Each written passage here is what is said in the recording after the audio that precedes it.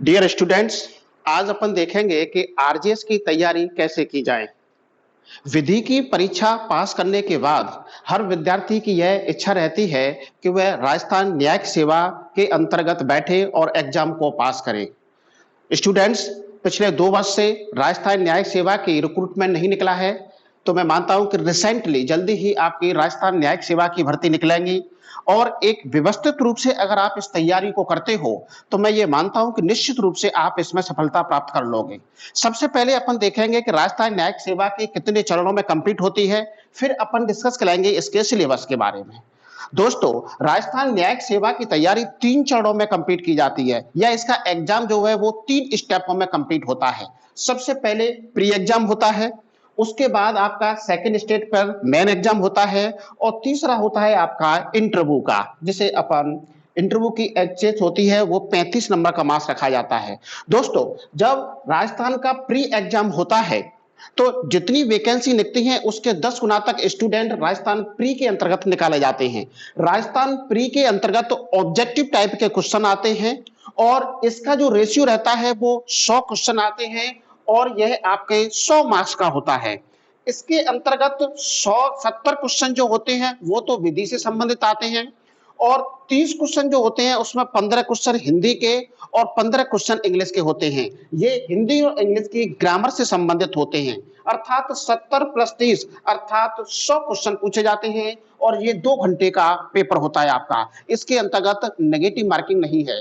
जब कोई भी लड़का स्टूडेंट प्री एग्जाम को फाइट कर लेता है तो ऐसे स्टूडेंट फिर मेन के एग्जाम में बैठते हैं।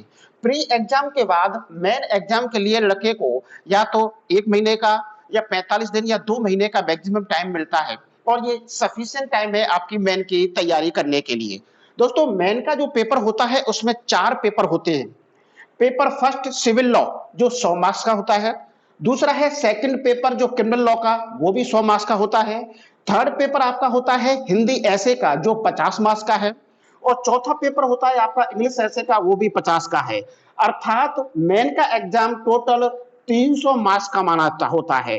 इसके अंतर्गत 100 का सिविल, 100 का क्रिमिनल और हिंदी इंग्लिश के ऐसे दोनों मिलके 100 के अर्थात 300 नंबर का पेपर होता है। दोस्तों, ये ध्यान रखना, जहां प्री एग्जाम आपका ऑब्जेक्टिव टाइप का है वहीं मेन एग्जाम आपका डिस्क्रिप्टिव टाइप का होगा। इसके अंतर्गत क्वेश्चन डिवाइड होंगे आपके कि ये 4 नंबर का क्वेश्चन है, ये 6 नंबर का क्वेश्चन है, ये 2 नंबर का क्वेश्चन है। तो आपको उस हिसाब से तैयारी करना पड़ेगी कि किसी आंसर का अपन को किसको छोटे रूप में देना है, बड़ा अगर क्वेश्चन आया है 6 मार्क्स का तो उसे विस्तृत रूप में अपन को देना है। तो ये डिस्क्रिप्टिव टाइप का होगा।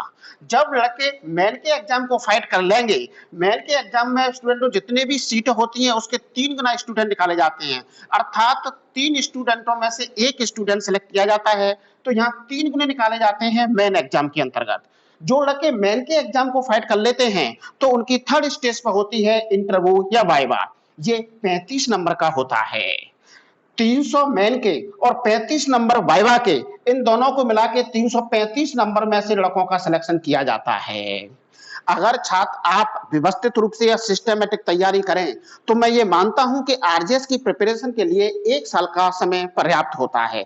अब हम आरजेएस के सिलेबस की तरफ देखते हैं। आरजेएस को सिलेबस की मैं बात करूं तो आरजेएस में सिविल के क्रिमिनल के दोनों पार्टों को रखा गया है और प्लीडिंग जो आपकी जजमेंट राइटिंग से संबंधित है, क्रिमिनल की आपकी चार्ज फ्रेमिंग या आरोप फ्रेम से संबंधित है। एक बार अपन शीघ्र ही इसके सिलेबस को देख लेते हैं। सबसे पहला है आपका सिलेबस के अंतर्गत मैं रखता हूं भारतीय संविधान 1950।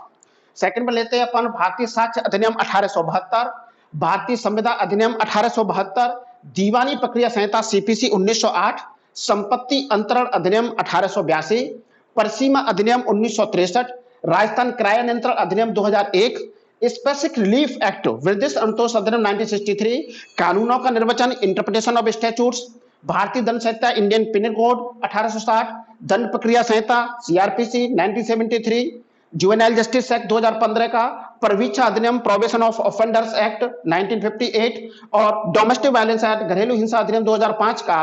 और लास्ट पार्ट है आपका प्लीडिंग का, जिसमें सिविल और क्रिमिनल की दोनों की प्लीडिंग आ जाती है। स्टूडेंट हो, अब अपन तैयारी पर थोड़ा फोकस देते हैं। आपको सबसे पहले कोई भी सब्जेक्ट आप उठाते हो, जैसे मैं कहूं कि स्टूडेंट ने अगर भारतीय संविधान अधिनियम पढ़ाया, अपन यहां एक मिस्टेक करते हैं कि जब हम किसी एक सब्जेक्ट को तैयार कर लेते हैं तो उसको हटा देते हैं और फिर अपन दूसरे सब्जेक्ट पा जाते हैं। जब तक अपन दूसरा सब्जेक्ट तैयार करते हैं तो अपन पहले सब्जेक्ट को भूल जाते हैं। ऐसी कंडीशन में आपको एक ट्रिक अपनानी है। जब आप किसी सब्जेक्ट को कंप्लीट कर लो तो उसके बाद उसके अध्ययन को छोड़ो मत। जब कभी आप सेकंड पेपर को ले रहे हो तो जो फर्स्ट पेपर आपने पढ़ा है उसको भले ही आप मैं कह रहा हूं 30 मिनट का टाइम दीजिए, लेकिन उसको रिफ्रेश जल्दी करते रहो। जब आप रिफ्रेश करते रहोगे तो वह आपकी मेमोरी में पड़ा रहेगा और जाएगा नहीं, और जितनी बार आप उसको पढ़ते रहोगे तो एक स्टेज ऐसी आ जाएगी कि वो आप कंठस्थ हो जाएगा और फिर आप उसे कभी भूलोगे नहीं। स्टेप आप तैयारी को 2 भागों में डिवाइड करो। सबसे पहले कोई आप सिविल का पेपर उठाओ और उसके साथ साथ आप एक क्रिमिनल का पेपर भी उठाओ। जैसे आपने भारतीय संविधान अधिनियम को चुना तो आप उस क्रिमिनल में से भारतीय दंड संहिता इंडियन पेनल कोड को साथ में पढ़िए। मॉर्निंग के टाइम में आप एक सिविल का पेपर रखो और इवनिंग टाइम में आप क्रिमिनल के पेपर को रखो। जैसे जैसे कंप्लीट होते जाए, जब आपको लगा कि आपने लॉ का कुछ पढ़ लिया है तो फिर आप हिंदी इंग्लिश की तैयारी साथ साथ करते रहो। दोस्तों एक चीज और करनी है कि अपन ये कहते हैं कि बेरेट को कंठस्थ करो, लेकिन बेरेट को कंठस्थ करने से पहले आपको संबंधित उस प्रावधान को या बेरेट को समझना पड़ेगा कि ये ओवरऑल कहता क्या है, और इसके लिए आपको टेक्स्ट बुक की सहायता लेनी पड़ेगी। जब एक बार उस सब्जेक्ट में थोड़ी कंसेप्ट क्लियर हो जाए तो फिर आप बेरेट के माध्यम से या बेरेट पर अपनी कमांड कीजिए। डायरेक्ट अगर आप बेरेट को पढ़ने बैठते हो तो बेरेट में से आपको इतना समझ में नहीं आएगा जब तक कि आप इसकी कंसेप्ट कहीं किसी टेक्स्ट बुक से या किसी टीचर के माध्यम से इसको क्लियर नहीं करोगे। जब एक बार आपका सब्जेक्ट क्लियर हो जाएगा तो फिर आप बेरेट की कमांड कीजिए।